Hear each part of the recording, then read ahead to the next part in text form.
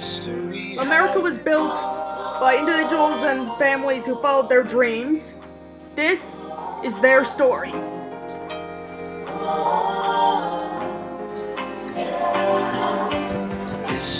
My name is Kyrie Dunphy, and welcome to my web series, This is Americana.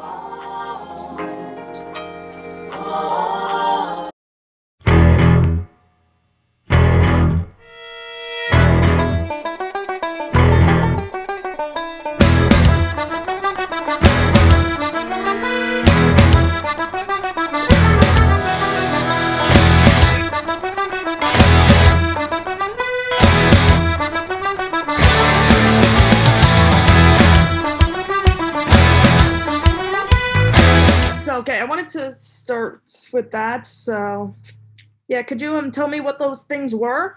Sounds very interesting. All right. First of all, when we lived out in that mill town, I was born there. Yeah. And I know I was not yet in the first grade because of where we lived. But now keep in mind, this was a totally country. Yeah. The road that went past our house was gravel. You know, it wasn't a paved road, it was gravel. Right. And I remember one night, and there were no street lights. Wow. One night, walking down the road with my father. And all of a sudden, across the sky was this huge, very huge ball of fire. Wow. And with flames shooting out from behind it. Wow. And I'm sure it was a lot higher in the atmosphere, but it appeared to be not very far over our heads. Wow. Okay, so for some reason, I don't know if it was related to that or whether my father was going to say this anyway, but as we continued our walk, he said, and by the way, when he wanted to talk important things about it, he didn't call me by my name. He called me boy. So he says, boy, you're going to be a priest. So for some reason, that meteorite, probably is what it was. Or comet. Made him think to say to me, boy, you're going to be a priest. But now in that house we lived, another time now, we had thick green shades that pulled down on our living room windows. Yeah. And so I remember one evening, quite after dark, the shades were up, and there was a light flashing around on the wall opposite from the window. Wow. And it was making crazy designs like circle eights and going all over the wall. Wow. And so I remember looking out the window, and it was very clear that the light was coming from a distance, which was a mountaintop over there.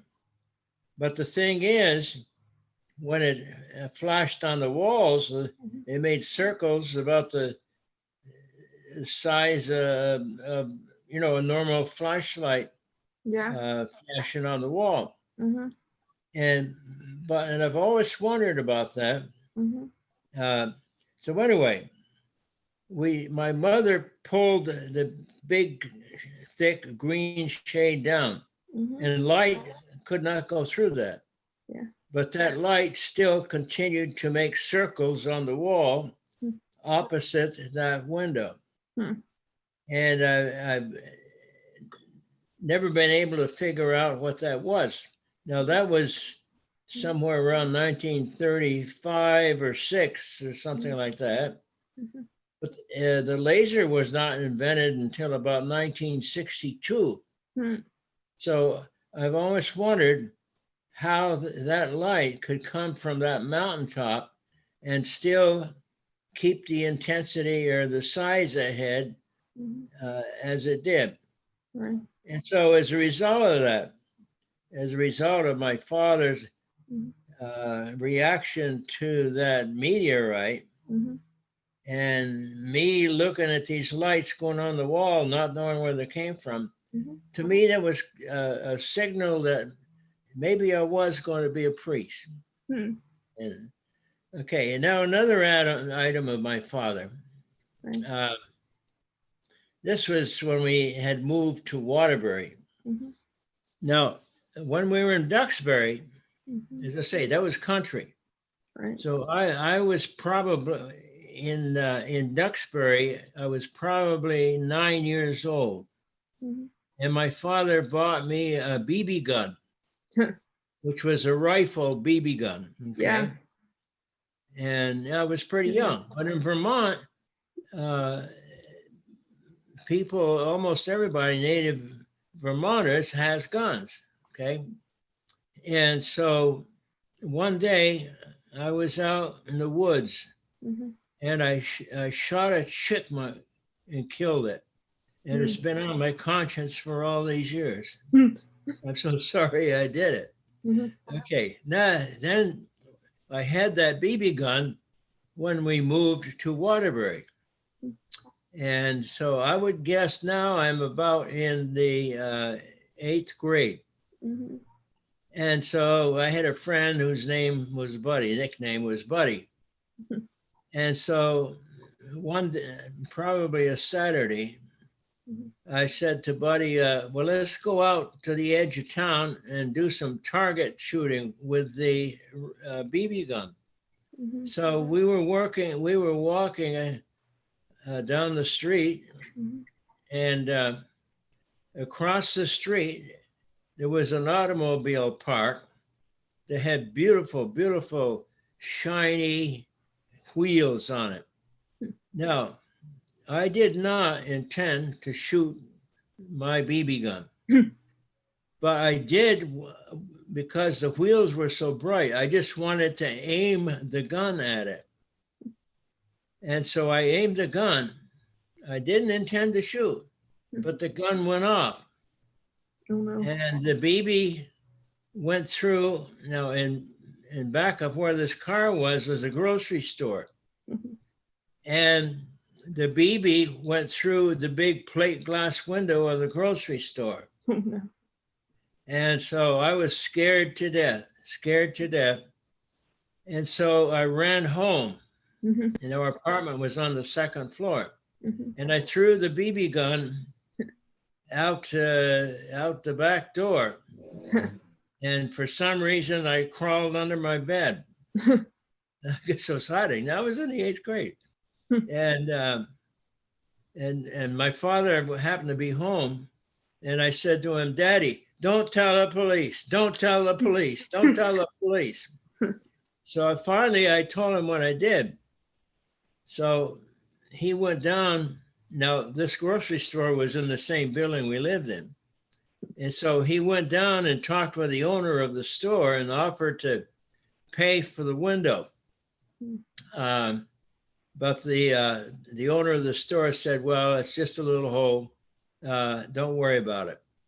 So that hole was in that window for quite a few years. As a matter of fact, later on in high school, I worked in that store.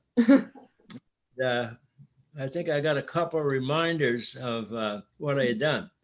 But now, after I went home, as I said, I threw the gun out, I crawled under the bed. So my father went down, took care of it. And then he didn't appear to be angry, but he always called me boy when he wanted to be angry. And he says, boy, it was definitely Saturday. He says, boy, you stay in this house tomorrow and see how much trouble you can get into in the house. And so I didn't do this with meaning, with wanting to hurt him or just trying to get even or something. I did this as a joke anyway. So in my mind, I remember what he said: see how much trouble you can get into in this house tomorrow, which was Sunday. Mm-hmm. Well, Sunday morning, we all went to mass together. Mm-hmm. And on the way home, my father always stopped at the pharmacy and he got a Sunday paper, newspaper. Mm-hmm. And he would go home and he would take off his suit jacket and his shoes, mm-hmm. and he would lie on his bed, mm-hmm. and read that paper. Mm-hmm. And he would always fall asleep. I was waiting for him to fall asleep. So when he fell asleep, I went into the bedroom. And I was doing this for fun more than anything. And so I'm saying to myself, he told me to see how much trouble I can get into in the house. Now, what kind of trouble can I get into? Then I noticed my mother's sewing machine was in this bedroom. Mm-hmm. So I opened up the drawers of the sewing machine and I noticed a very large roll of heavy black thread and a big needle. Oh boy. And so what I did, I sewed my father to the bedspreads. I started on his right leg, and he was a sound sleeper. And I went up the side of his right leg.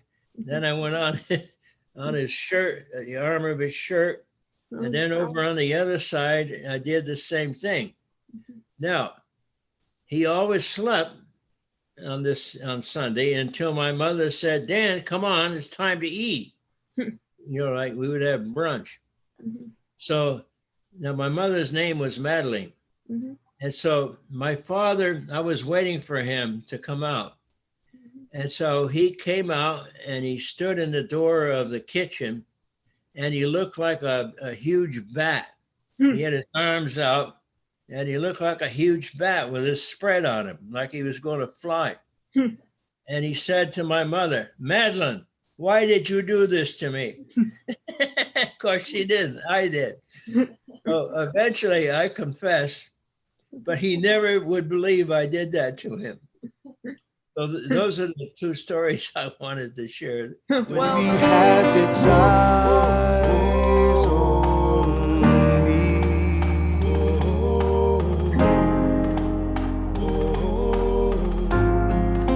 History has its eyes.